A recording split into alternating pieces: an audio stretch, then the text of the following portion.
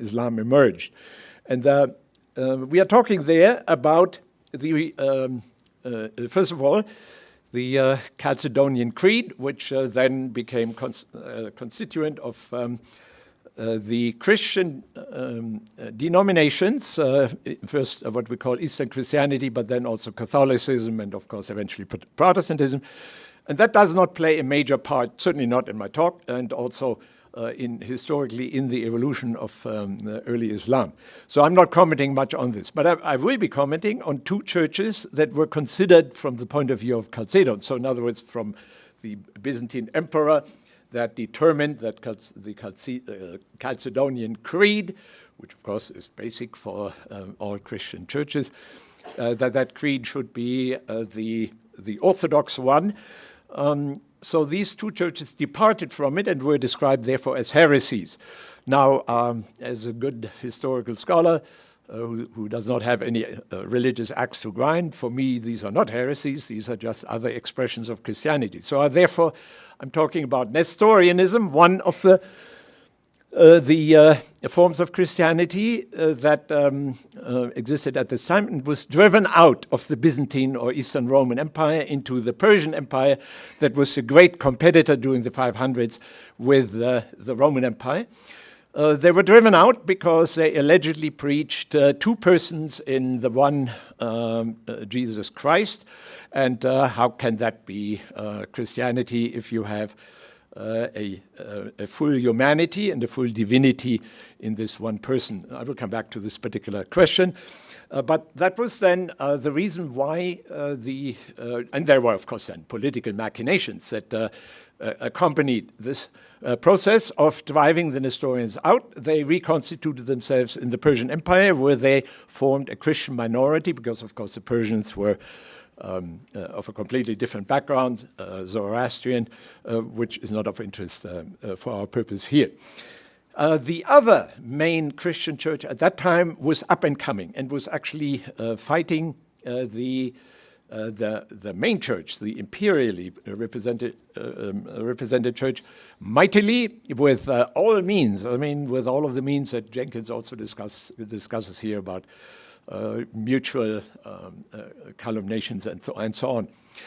This other church was that of the Monophysites in Egypt, and they had a special name as far as Syria was concerned, where they were called the Jacobites. Now, the founding father of the Monophysites in general, including then also the Jacobites in Syria, was Severus of Antioch.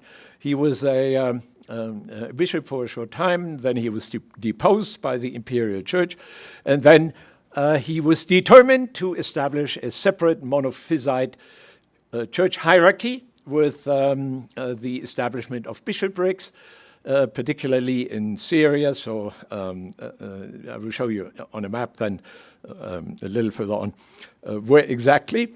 And then after his death, two people particularly were appointed to see to it that this church was well represented in Syria in competition with the Eastern Roman Chalcedonian church. And so you have various places in Syria where you have double hierarchies competing with each other and, of course, fighting for the believers in the various towns where they were represented. So I'm referring here to Theodore and Jacob Baradeus, who were appointed as bishops, and who then, and that's now the important point, became active among the Arabs.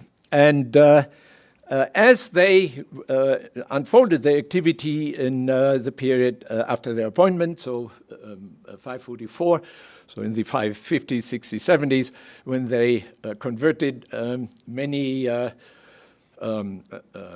imperial Chalcedonian Christians to monophysitism in Syria, they penetrated actually then also into Arabia, and quite a few then became monophysites rather than Chalcedonian Christians. So they converted from Chalcedonian Christianity to monophysitism, to Jacobism. Very important point here, because we are not talking about any Arab pagans.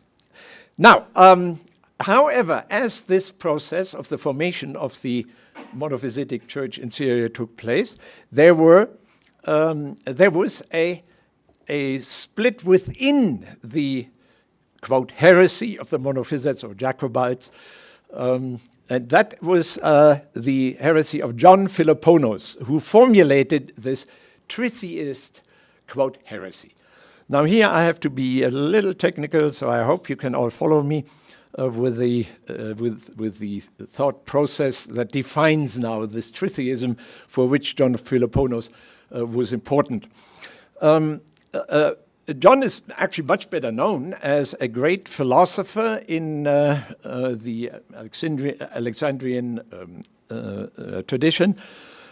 We know a lot about his criticism about Aristotle, and so he played a major part then later in the Middle Ages. But he was also an important theologian, and he developed the following basic definition of Trinity, which contradicts that of Chalcedon, and that is, of course, there is God the Father, Jesus the Son, and the Spirit that proceeds either from the Father and the Son or from the Father alone. That's, of course, a further division than within Christianity. So this idea here of Father, Son, and Spirit, all representing manifestations or individuality, so to speak, of the divinity, was rejected by Philoponus, and he instead proposed that each of the Trinity is its own God. So there's God the Father, Jesus the Son, but he is a God by himself, and then the Spirit, whom John calls a comforter, that is another, not exactly person, but certainly another entity, so to speak. Why was that possible, that such a redefinition of Trinity that contradicts actually the Nicene Creed, which I briefly implied a few moments ago? Why was it possible that John did so? And that is by Philoponus' time, so we are talking about the second half of the 500s, the Aristotelian philosophy, in which John was steeped very deeply, is quite ambiguous as to what a substance is. And so Aristotle actually says substance is really a primary substance. So every one of us who's sitting here is a substance to him, to herself or himself. And that, therefore then, the nature, today we would say the character or the character traits, are personal to each of us or to each of the substances that we represent. That is certainly possible in an Aristotelian interpretation, but it would mean that what unites us, so all of us can be considered members or individuals of humanity. So we represent each individually what we can call the secondary substance of humanity. So in other words, humanness is what is represented in all of us. But there you see now a contradiction in Aristotle. We could be interpreted either as being each of us a substance with our personal characteristics and traits, which we would then call nature, or we could say we are all members of humanity and are individuations of this humanity, but as individuations, we are not persons. We then still need, in addition, to be called whatever our names are, with our personal characteristics and the like. So this double definition of what nature is plagues the entire 500s and is actually, in terms of theological thought, the background for all of these quarrels and